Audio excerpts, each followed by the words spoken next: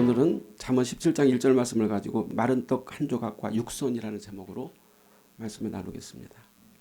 마른 떡 한 조각만 있고도 화목하는 것이 제육이 집에 가득하고도 다투는 것보다 나으니라. 우리는 이 잠언 말씀을 성경 말씀이라고 믿고 있습니다. 하나님의 진리라고 믿고 있어요. 그러면 솔로몬은 왜 이런 아리송한 말씀을 기록해가지고 우리 성도들을 혼란스럽게 할까 이런 생각이 들었어요. 좀 혼란스럽지 않습니까? 이 말씀 하나로 우리 성도들 그리스도인들은 이 세대를 살면서 얼마나 고민이 많을까. 쉽게 말하면 그리스도인들의 딜레마가 아닌가 생각이 들어요. 딜레마라는 말은 두 개의 중간에 서서 어느 쪽도 선택할 수 없는 진퇴양난. 이것을 택하자니 저것이 아쉽고 저것을 택하자니 이것이 문제 있는 것 같고, 그래서 어떤 것도 확실하게 택하기가 참 곤란한 상황. 여기서 제육은 전에 그 한글 성경 번역본에 보면은 육선이라고 나와요. 육선. 그 육선은 고기와 생선을 말하는데, 고기와 생선으로 만든 기름기가 가득한 진수성찬이 바로 제육입니다. 그런데 만일 지금 당장 하나님께서 우리에게 물어보셨어요. 고기 반찬으로 진수성찬을 날마다 먹고 마시면서 다투는 삶을 택할 것이냐, 아니면 마른 떡 한 조각으로 지질이 궁상을 떨면서 서로 화목하게 사는 삶, 이것을 택할 것이냐, 둘 중에 하나를 택하라. 좀 어렵죠. 하나님 무슨 그런 거를 선택하라고 하십니까? 양쪽 합하면 안 됩니까? 서로 합해가지고 중간 지점을 좀 주세요. 우리는 진수성찬을 택하고 싶은데 솔로몬은 분명하게 마른 떡 한 조각이 낫다고 여기서 말하고 있는 것입니다. 또 이런 말씀을 가지고 이제 어떤 붕사 목사님들 얘기 들어보면은 그렇게도 얘기해요. 왜 여러분은 그렇게 부정적으로만 생각하느냐?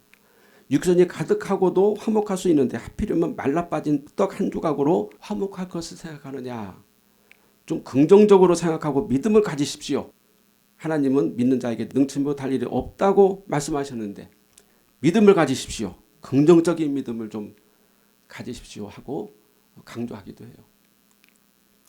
그래서 내가 복음을 만들어 가지고 자기 구미에 맞게 성경도 고쳐보고 싶은 그리스도인들에게 많은 목사님들이 우리는 부자로 살면서도 화목할 수 있고 믿음 생활을 잘할 수 있다 이렇게 막 강조를 하죠.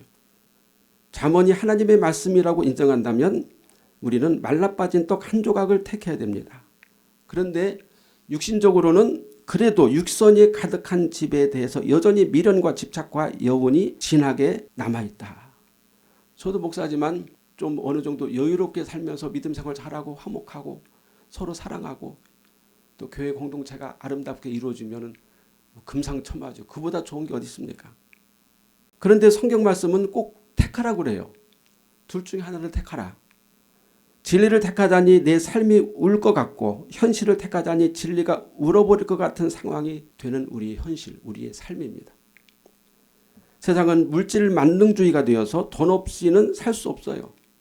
돈만 있으면 무엇이든지 할 수 있을 것 같은 그런 시대가 되어버린 것이 바로 우리 현 시대입니다.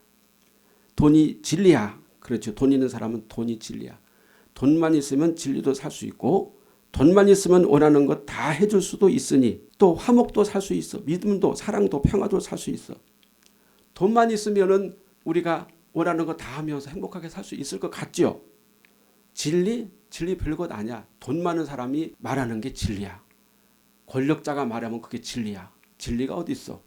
돈, 권력이 진리지. 또 이렇게 말하게 돼. 그야말로 이 세상은 돈 세상이 되어버린 것 같습니다. 예수님은 이러한 세대를 가리켜서 마태복음 12장 39절에서 예수께서 대답하여 가라사대 악하고 음란한 세대가 표적을 구하나 선지자 요나의 표적밖에는 보일 표적이 없느니라 말씀했어요. 예수님은 왜 그 시대가, 예수님께서 지상에 계셨던 그 시대가 악하고 음란한 세대라고 말씀했고 왜 악하고 음란한 세대는 표적을 구한다고 말씀했을까요? 그리고 요나의 표적은 무엇일까요? 여기서 표적이라는 것은 기적을 말합니다. 우리가 말하는 미라클, 불가능한 것을 가능케 하는 능력이 바로 표적이에요. 기적이에요. 예를 들면 예수님께서 그 당시에 문둥병자를 고치시고 안전뱅이를 일으키시고 죽은 자를 살리시고 무리를 걸으시고 오병이의 기적을 행하시는 듣도 보도 못한 희귀한 사건들이 막 일어나는데 이것이 바로 표적이고 기적이었습니다. 그래서 많은 유대인들은 예수님의 이 표적 기적을 보고 막 환호를 했어요. 그리고 예수님을 따라다녔어요. 더 많은 기적을 보기 원해서 우리에게 표적을 보여주세요. 더 많은 기적을 행해주세요. 그렇게 예수님에게 요구를 했죠. 본문 말씀에서 표적은 무엇일까요? 육선이 가득하면서도 화목하고 행복한 삶을 산다면 이것이야말로 기적이고 표적이 아닐까요? 고기 반찬에다가 좋은 옷에다가 좋은 자동차에다가 그리고 궁궐 같은 집에서 우리가 TV 드라마 보면 와 엄청나죠? 회장님 댁의 그 저택 얼마나 멋있습니까? 그런 삶을 살면서도 서로 가족이 화목하고 서로 사랑하고 이웃을 돕고 그리고 어려운 사람들을 돌봐주고 이것이 기적이죠. 이것이 표적이죠. 기적적인 삶은 돈도 많고 건강하고 행복하고 그리고 즐거운 인생 이것이 우리가 바라는 표적이요 기적적인 삶입니다. 그런데 여기서 말씀에서 솔로몬은 아니요 그래요. 아니래요. 그게 아니라고 말하고 있어요. 왜냐하면 이 말씀에서 솔로몬이 육선이 가득하면 절대 행복할 수 없다고 말을 하는데 그것은 자신의 전 생애를 통한 실제적인 경험이에요. 솔로몬이 해봤어요. 육선이 가득한 집에서 없는 것 없이 하고 싶은 거 다 하고 살았는데 내 삶은 행복하지 못했다. 화목하지 못했다. 샬롬이 없었다 그 말이에요. 그래서 솔로몬의 이 잠언이 진리가 될 수 있는 것은 솔로몬이 다 체험해봤고 몸소 깨달은 사실이기 때문에 진리가 되는 거예요. 자기가 해보지도 않고 예를 들어서 제가 이 잠언을 썼다 그러면 당신이 언제 그렇게 돈이 많았어? 언제 그렇게 떵떵거리며 살아왔어? 언제 그렇게 육선이 가득한 집에서 호의호식하면서 살아봤어? 안 해봤으니까 부러워서 하는 소리지? 이렇게 말할 수 있어요. 그런데 솔로몬은 다 해봤잖아요. 그런데 역발상으로 이렇게 말합니다. 육선이 가득하고도 서로 싸울 수 있지만 떡 한 조각을 가지고도 서로 화목할 수 있다. 이렇게 역발상으로 말해주는 거예요. 솔로몬이 머리를 굴려서 그렇게 생각했을까요? 솔로몬이 마른 떡 한 조각만 가지고도 화목하는 것, 그 삶을 육선이 가득하여 서로 싸우고 다투는 것보다 낫다고 말할 수 있는 근거가 앞에서도 말씀드렸지만 자기 실제적인 삶의 경험이라고 그랬죠.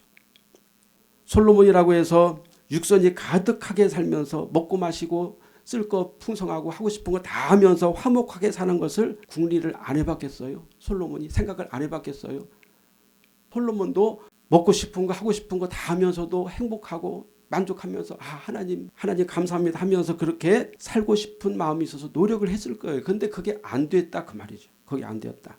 그래서 어쩌면은 솔로몬은 매우 극단적인 이런 상황, 마른 떡 한 조각 가지고 화목할 수 있는 삶을 말했을 것입니다. 여기서 마른 떡 한 조각은 우리가 그냥 떡을 어디 사왔는데 한 며칠 지나가지고 좀 굳었어. 그럼 전자레인지에 돌려서 먹으면 되네? 이게 아니에요. 그런 마른 떡이 아닙니다. 여기서 마른 떡은 그 원어를 보면은 부스러진 빵 조각, 아주 오래되어서 말라 빠진 빵 부스러기를 말하고 있어요. 이걸 먹을 수 있을까 할 정도의 빵 부스러기. 그 빵은 아주 오랫동안 말라버려서 습기도 없고 딱딱하고 어쩌면 먹기가 곤란할 뿐만 아니라 실제 빵으로서의 가치를 이미 잃어버린 음식이라기보다는 쓰레기통에 들어가야 할 음식 쓰레기였었다 하는 것입니다. 정말 비참할 정도의 먹거리라고 할 수 없는 정말 음식의 가장 최악의 상태라고 볼 수 있어요. 이렇게 가난하니까 하나님 앞에 드릴 재물도 변변하게 없는 것입니다. 그래서 먹기도 거북할 정도의 빵 조각 그리고 그 말라 빠진 빵 조각으로 하나님 앞에 재물도 드릴 수 없는 상황에서 과연 화목을 찾는 일이 가능할까? 만약에 그런 상황에서 화목을 찾을 수 있다면 평안함을 찾을 수 있다면 제욱이 가득한 상황에서 화목을 찾는 일에 비하면 엄청난 기적이죠. 우리가 돈이 많고 우리가 안락한 삶을 살면서 서로 사랑하고 화목하는 것은 그것도 노력이 필요하지만 그래도 가능하다고 생각합니다. 그런데 이렇게 말라빠진 빵 조각, 부스러기 빵 조각을 앞에 놓고 우리가 서로 사랑하자, 우리가 화목하자 할 수가 있다면 그렇게만 할 수 있다면 이것은 엄청난 기적이에요. 놀라운 기적이라는 것이죠. 어떻게 말라빠져서 먹을 수도 없는 빵 부스러기만을 앞에 두고 평화롭고 평안할 수가 있을까 하는 것입니다. 우리 드라마를 보면은 재벌집 아들 또는 재벌집 딸과 평범한 집 아들, 딸이 서로 교제해서 결혼하는데 누가 말립니까? 양쪽에서 다 말려요. 재벌집에서는 저런 못 사는 집 아이를 데려와서 안 된다. 또 평범한 집에서는 저 재벌집에 우리 아들이나 딸이 가면은 격이 안 맞고 고생한다. 그래서 그냥 평범하게 살아라. 그렇게 하죠. 그러면서 이제 마지막 뜯어 말릴 때 하는 말이 있어요. 너희들 지금은 서로 사랑해서 그렇지만 나중에 살다 보면 사랑은 돈이지 돈이 없으면 사랑도 다 없어지는 거야. 이렇게 이제 말을 하면서 뜯어 말리죠. 그런데 이 솔로몬은 말라 빠져서 먹을 수도 없는 빵 부스러기 앞에서도 평화롭고 샬롬을 찾을 수 있고 서로 사랑할 수 있다고 말하고 있어요. 그렇게 할 수 있다면 정말 기적 아니에요? 불가사의죠. 어떻게 그런 일이 있을 수 있어요? 앞에 반찬 그저 간장 종지에다가 김치 쪼가리에다 그리고 밥 한 그릇 놓고 그래도 우리는 사랑해 감사해 우리 서로 행복하게 살자 이렇게 할 수 있을까요? 그렇게 할 수 있다면 기적이죠. 솔로몬은 재물로도 삼을 수 없는 말라빠진 빵 부스러기 속에서도 화목하고 평화롭게 살 수 있다면 그 삶이 엄청난 가치를 가지고 있다. 풍부한 속에서 화평하고 사랑하는 것보다 비교할 수 없는 하늘의 엄청난 가치를 가지고 있다. 이렇게 말하는 거예요. 이제 이 말은 솔로몬이 인생의 삶 속에서 화목, 평화, 샬롬이 얼마나 중요하고 값진 것인가를 상당히 극단적으로 대조해서 말해주는 거예요. 그렇다고 솔로몬이 진짜 다 말라빠져서 먹을 수 없는 빵 쪼가리를 앞에 두고 서로 화목하게 살아라 이런 뜻은 아니에요. 얼마나 화목이라는 그 인생의 주제가 굉장히 가치 있고 엄청난 놀라운 기적인가 이거를 솔로몬이 말해주고 싶어서 이렇게 극대극에 비교를 한 것이죠. 우리 보고 그렇게 살라고 하는 건 아닙니다. 이렇게 본다면 예수님은 유대인들이 예수님을 졸졸 쫓아다니면서 기적이나 표적을 구하는 것보다 오히려 요나의 표적 십자가의 비밀을 아는 일이 훨씬 중요하고 값지다는 사실을 말씀해 주셨어요. 물론 예수님이 그 당시 목자 없이 방황유리하는 유대 민족들, 유대 무리들을 위해서 더 많은 능력과 기적과 많은 빵과 많은 그런 여러 가지 의식주 문제를 해결해 주고 싶으셨겠죠. 예수님도 사람의 몸을 가지고 오셨으니까 얼마나 불쌍해요. 하나님의 능력이 있는데 그래서 집 한 채씩 다 그리고 또 그 집의 금고에 돈을 가득가득 채워주고 좋은 음식으로 이렇게 예수님 말씀만 하시면 막 생기잖아요.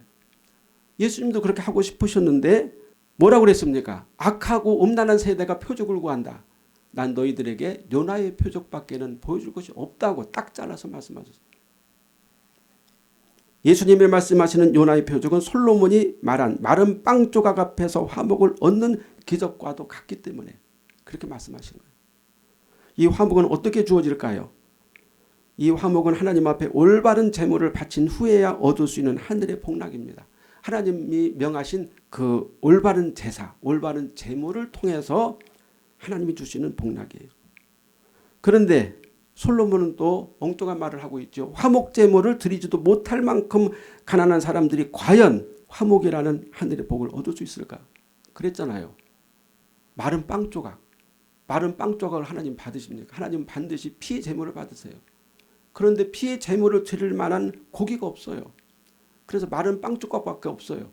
그거 드린다고 하나님 받으시겠어요? 그런데 그걸 가지고도 하나님의 화목을 얻을 수 있다고 이 솔로몬은 말하고 있잖아요. 여기서 솔로몬은 진정한 화목은 재물에서 나오는 것이 아니라 여호와 하나님을 경외하는 신앙에서 나온다 하는 것을 말하고 싶은 거예요. 그래서 솔로몬이 잠언과 또 아가서는 조금 난해하지만 전도서 이런 말씀을 통해서 보면은 여호와를 경외하는 신앙을 꼭 마지막에 집어넣어요. 나는 하고 싶은 거 먹고 싶은 거 하고 싶은 대로 다 있지만 진짜 여호와를 경외하는 자가 복되다라고 그렇게 잠언에서도 말씀하고 강조하고 있습니다.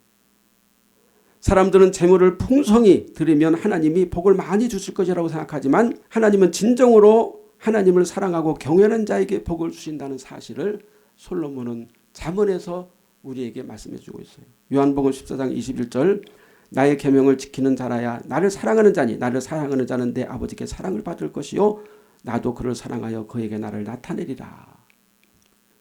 헌물이나 제물보다 하나님의 계명을 지키고 아버지의 사랑을 마음에 품고 감사 감격하는 제사가 우선이다. 먼저라는 사실을 말씀해 주고 있어요. 우리가 구약 성경에 보면 여호와를 경외하고 섬기라는 단어가 수백 번 나옵니다. 엄청 많이 나와요.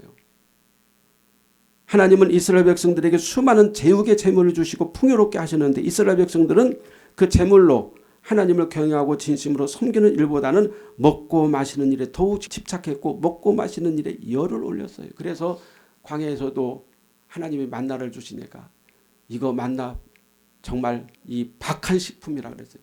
아주 진절머리가 난다고 그랬어요. 고기를 주세요. 고기를 주세요. 하나님의 어린이 다 알아서 주실 텐데. 이스라엘 백성들은 광야에서 고기가 없다고 불평하고 하나님을 원망했습니다. 그래서 이스라엘 백성들이 하나님에게 풍성한 제물을 바치지 않아도 진정으로 여호와를 경외하고 섬길 수가 있다면은 하나님은 제물을 안 받으셔요. 안 받으셔도 돼요.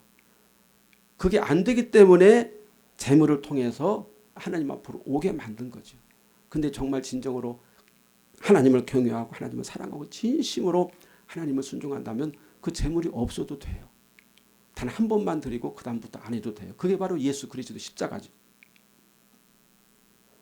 여호와를 경외하고 진심으로 섬긴다면 수많은 제물을 바치는 것보다 마치 마른 떡 조각을 하나님에게 바쳐도 사람도 먹을 수 없는 그런 부스러진 떡 조각을 하나님에게 바쳐도 하나님은 기뻐하시고 우리에게 샬롬을 주신다 그 말입니다. 하나님이 뭐 피를 먹고 싶어서 그러십니까? 이스라엘의 그 제사법에 보면은 365일 아침부터 저녁까지 피를 안 뿌리는 날이 없어요.